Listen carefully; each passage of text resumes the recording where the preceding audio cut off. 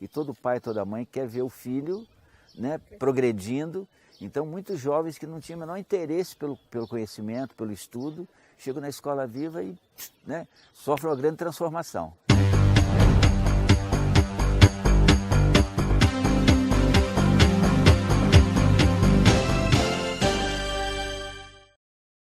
O secretário estadual de Educação, Haroldo Rocha, recebeu a equipe da S Brasil e falou um pouco sobre as ações do governo desenvolvidas nesta área. Uma delas foi o projeto Escola Viva, que atende hoje cerca de 20 mil alunos em todo o estado. É uma das estratégias adotadas pelo governo que deram certo e que também coloca o Espírito Santo no topo em se tratando de atendimento socioemocional na rotina escolar. Confira.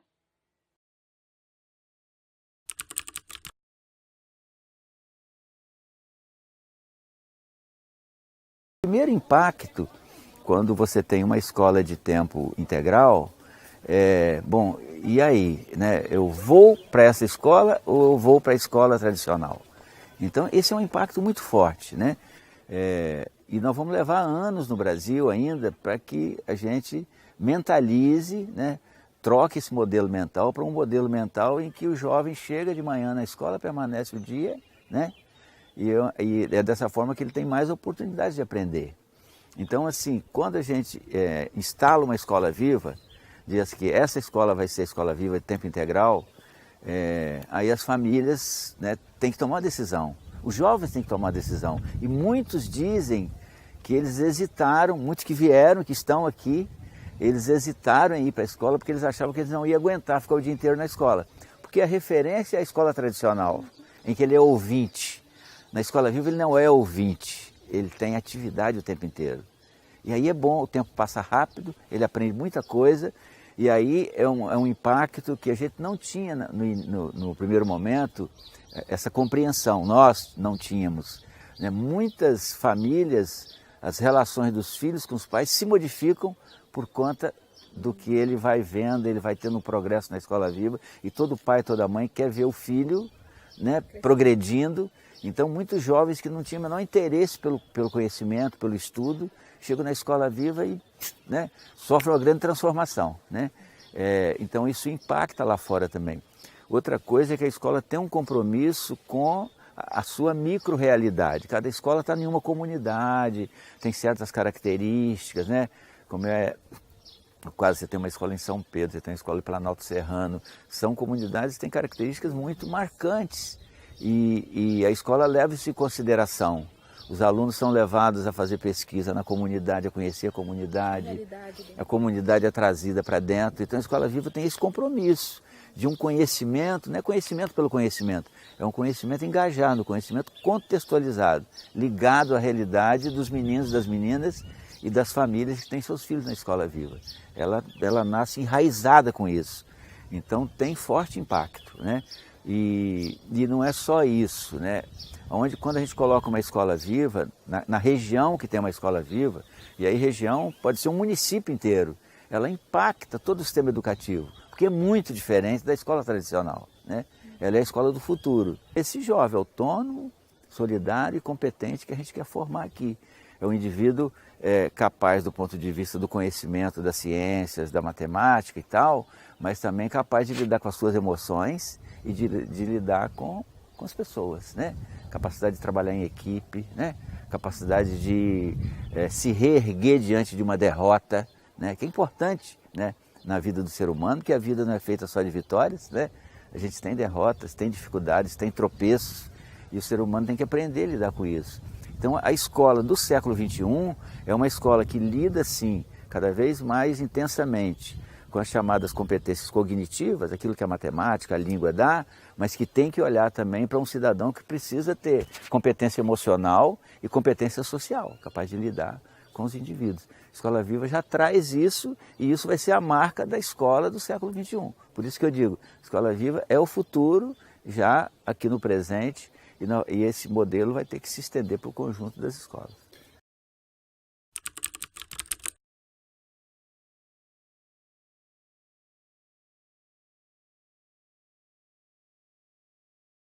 Nós estamos agora no Brasil inteiro, e aqui no Espírito Santo também, acho até que nós estamos passo à frente do Brasil, né? E eu já explico por quê. O Conselho Nacional de Educação aprovou, o Ministério da Educação homologou a base da educação infantil e a base do ensino fundamental, primeiro ao 9º ano. Agora, em 2018, vai para o Conselho Nacional, a partir do MEC, a base do ensino médio, né? Então, nós já temos do infantil e do fundamental. Agora nós temos que fazer o currículo. E aqui no Espírito Santo, nós queremos fazer o que nós estamos chamando de um currículo capixaba, né? Trabalhar junto com os municípios, dentro de um programa que a gente desenvolve a partir do ano passado, chamado Pacto pela Aprendizagem no Espírito Santo, que é colaboração com os municípios. Então ainda vamos construir um currículo capixaba, né? Quer dizer, considerar tudo que a base traz e, digamos assim, colocar o nosso condimento, né? Botar a nossa realidade, as nossas realidades dentro da parte curricular. Enquanto sistemas, né? O sistema municipal de Vitória, o municipal de Vila Velha, o sistema estadual que abrange o estado inteiro, e com esse currículo as escolas vão trabalhar a partir daí. Aí cada escola vai dar a sua, né, o seu temperinho ali da sua comunidade. Essa que é a ideia de construção curricular, né? Repito, currículo é que o professor, a equipe de professores de cada escola executa na escola, né? Mas tem a base, tem o currículo do sistema. Eu acho que é um momento muito positivo da educação brasileira, né? Ter virado 17 para 18, com a Base Nacional Comum Curricular do infantil e do ensino fundamental aprovada para a gente trabalhar o currículo, é um passo fundamental.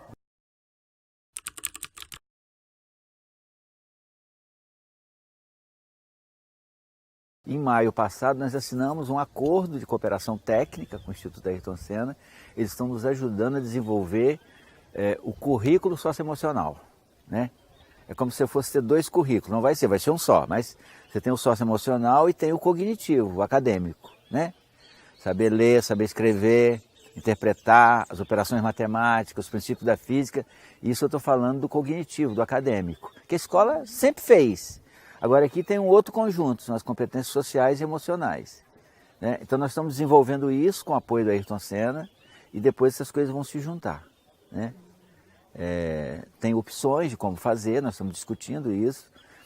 A previsão é que ao longo, né, até o meio desse ano a gente consiga, né, tá finalizando essa parte, e nós estamos agora a partir de fevereiro começando aí envolvendo os municípios, né, os professores, os diretores, trabalhar a ideia de currículo, né, esse currículo de educação integral. A educação integral é isso, a parte cognitiva e a parte socioemocional. É a escola cuidando dessas 2 dimensões para formar um ser humano mais completo, né? Um ser humano que, mais que aprender conceitos na escola, ele aprende a aprender, né? Ele aprende a se relacionar, ele aprende a gerir suas emoções, né? Um ser humano diferente, um ser humano do século XXI, ou para o século XXI.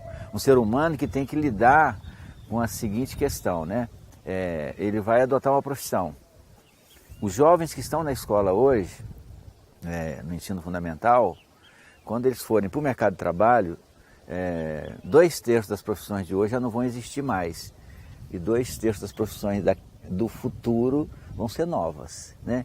Então, como é que você se forma em uma coisa e pelo meio do caminho você tem que se converter para outra atividade? Então, a escola tem que considerar isso, né? A escola não pode ter ouvidos e olhos tapados para a realidade. Tem uma realidade em forte e rápida mudança e a escola vai se adaptar. Então, aí eu volto ao ponto, realmente uma mudança curricular é essencial. Na verdade, é a partida, é a largada, né? A Escola Viva, a coisa mais importante dela é a concepção curricular, não é o tempo integral. O tempo só é importante porque uma educação integral você não faz em tempo restrito, você precisa de mais tempo para fazer.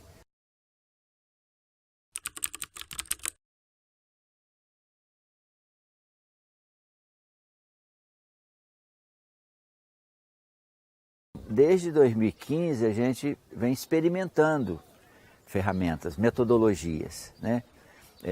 A Escola Viva, como eu disse, ela tem embutido na concepção curricular várias metodologias de desenvolver o socioemocional, né? Projeto de vida é um, né? Porque é o aluno se colocando, né? Quem que eu sou, de onde que eu venho, de que eu gosto, o que eu quero. Isso é socioemocional. né? Eles têm estudo orientado. É um trabalho que a escola faz para ele aprender a estudar, a buscar o conhecimento, né? Aqui na Escola Viva, cada jovem, cada estudante tem um professor como tutor, que o estudante escolhe pela identidade. Nós usamos um programa de uma instituição de São Paulo, de dois programas de instituições de São Paulo. Uma chama-se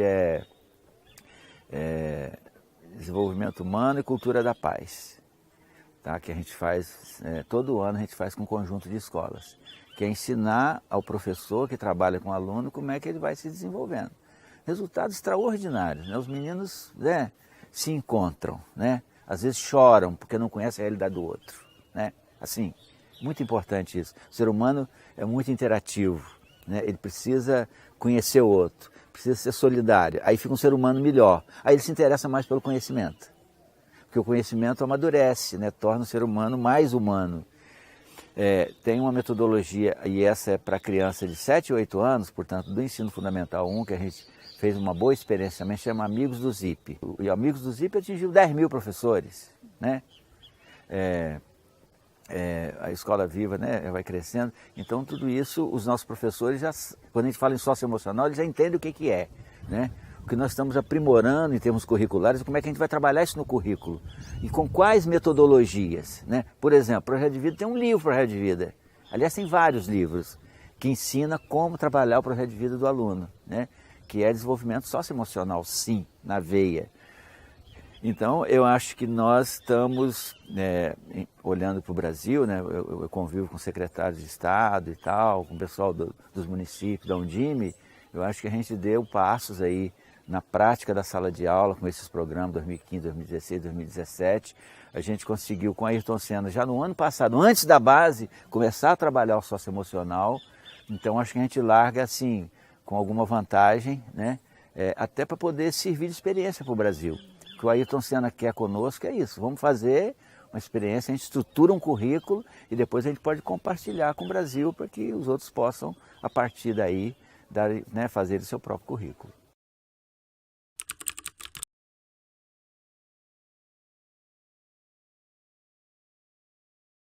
Eu acho que esses temas a escola não pode ignorar e nem tem que, né, sair tomando partido e tal, né? Porque a gente lida com o filho do cidadão e as famílias têm que ser respeitadas, né? Aliás, esse é um tema muito caro para nós, né, para qualquer sociedade.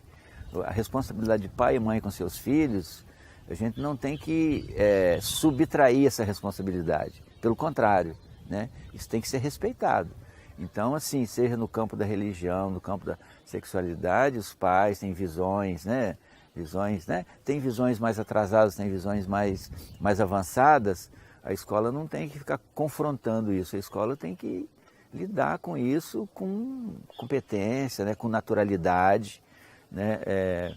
Porque nós lidamos com seres humanos que estão em formação, né?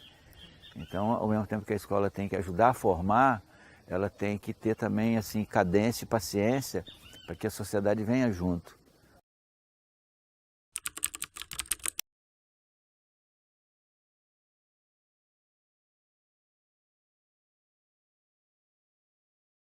A sociedade mudou completamente, né? E a mudança toda da sociedade ela é impulsionada pelas tecnologias digitais. Importante dizer isso, né? Muda isso, né? O smartphone, que hoje é um companheiro indissociável de todos os cidadãos, né? Ou pelo menos de todos que podem, e quase todos já podem, né? No meio estudantil, 90% dos meninos estão com o smartphone na mão, independente de renda. Não sei como é que as pessoas fazem, acham um jeito, porque é muito importante se comunicar para o ser humano. Isso é uma marca, né? Alguns dizem que o ser humano está condenado a viver em grupo, né? A viver se relacionando. De forma que o smartphone não era uma realidade em 2010, né? Estava começando. Hoje todo menino tem na mão, né? Então, por exemplo, olhando para dentro da escola, naquela época lá atrás, nós instalamos laboratório de informática na escola. Uma sala que tem um monte de máquina, leva os meninos lá, com internet muito precária, né? Nós fizemos uma lei, o governador Paulo Artung né, sancionou uma lei e fizemos o regimento das escolas proibindo o uso do celular na escola, simplesmente proibindo o uso do celular, né? Isso mudou completamente, porque o smartphone, o pai, a mãe e o jovem estão ali, ó, sabe? Então nós tivemos que revogar a lei, revogamos em 2015, depois que nós revogamos em 2015, Nova York revogou em 2016 e o Estado de São Paulo revogou em 2017. Nós tivemos no Espírito Santo, como aconteceram em outros estados, ocupações de escola, né? Aqui mesmo em São Pedro, eu vim aqui conversar com os meninos, né? A juventude hoje tem outra atitude, né? Por conta da tecnologia, né? Como é que eles se organizam? Como é que o ser humano, como é que as famílias se organizam? No WhatsApp. Então isso é muito forte, né? E a juventude, na minha época de juventude, nós tínhamos algumas causas, poucas, né? A juventude hoje, todos os jovens têm causas várias. Internet livre, sustentabilidade ambiental, né, solidariedade humana. Esses são os valores dessa época. E isso está na juventude. A gente aprendeu muito conversando com jovens na época da ocupação. Ali tem sonhos genuínos, tem dimensões humanas muito importantes. E a escola tem que lidar com isso. E é diferente, né? E é diferente, porque às vezes o professor não está preparado para isso, não está enxergando. Então a gente faz um grande esforço, né? Nós temos um outro programa chamado, que tem muito a ver com a pergunta, Jovem de Futuro. O que é o Jovem de Futuro? É um programa para as escolas de ensino médio de meio expediente. Então você tem a Escola Viva, que é ensino médio expediente integral, e tem as de meio expediente, elas continuam existindo. Cada ano eu passo mais escola desse bloco para cá, mas isso aqui vai continuar existindo. Então tem um programa que é de melhoria da gestão das escolas, de tempo parcial, para melhorar o resultado de aprendizagem. E um dos itens fundamentais que a gente evoluiu foi exatamente trabalhar com os líderes de turma e com os diálogos para a gestão da escola com os jovens, com os estudantes. É show de bola, sabe? Porque às vezes tem uma coisa que está incomodando o jovem, né? Tem uma coisa fácil de fazer e que o diretor, o pedagogo, o professor não percebe. E aí quando você traz o jovem, né, para a participação, eles vão ajudando a resolver.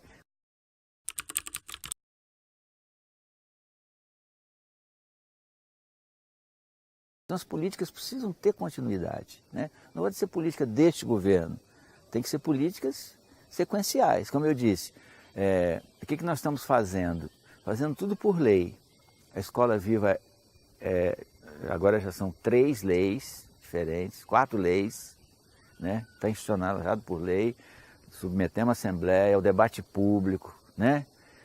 E foi aprovado, estamos implementando. Fizemos o planejamento até 2030, cada ano, quantas escolas vão nascer para chegar lá, né? O Pacto pela Aprendizagem, que é o outro grande programa que a gente faz com os municípios, que é um programa de colaboração com os municípios. Aí não é focado no ensino médio, o município não faz médio, é focado no infantil e no fundamental. Eles é que fazem mais isso. A gente faz um pouquinho, a gente faz 20, eles fazem 80, né?